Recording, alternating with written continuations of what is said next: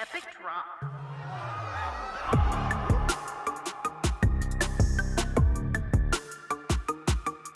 What's going on, my gangsters with hearts of gold?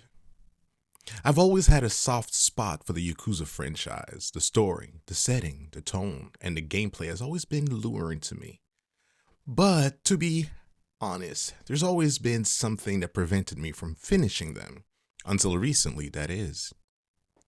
These are long games that take a lot of investment, time-wise, and it can be made so much longer if we lose focus. That's what it often came down to, time.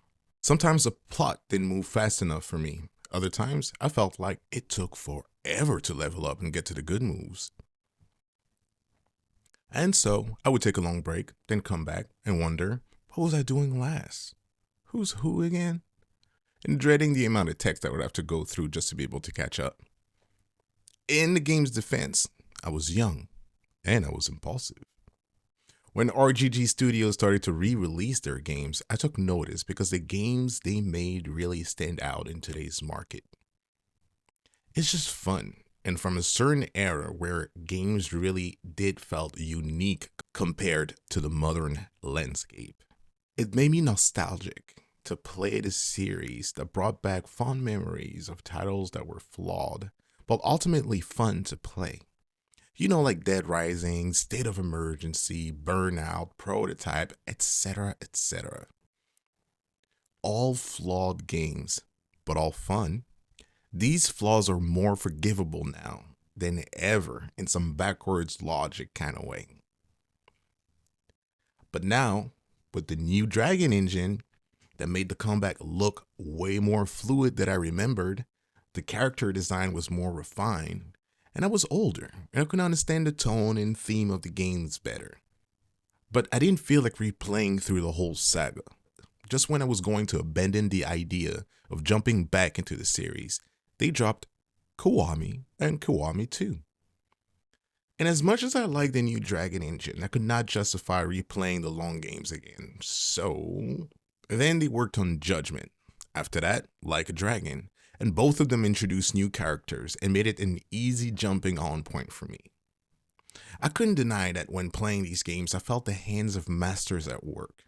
A studio that has confidently switched up their approach while staying true to themselves. All of the little gripes that I had with my time with the previous title left me to wonder what the hell was wrong with me. From Yakuza 1 and Yakuza 2, walking away from these games because I got lost in the plot, or Yakuza 3 because I felt like the beginning was such a snooze fest.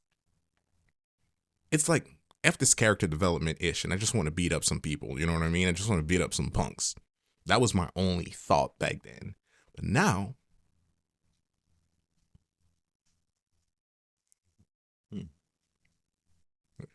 now that I still took a break before finishing them, yes. Do I still think that they might be a little bit too long and have pacing issues? Maybe, maybe not.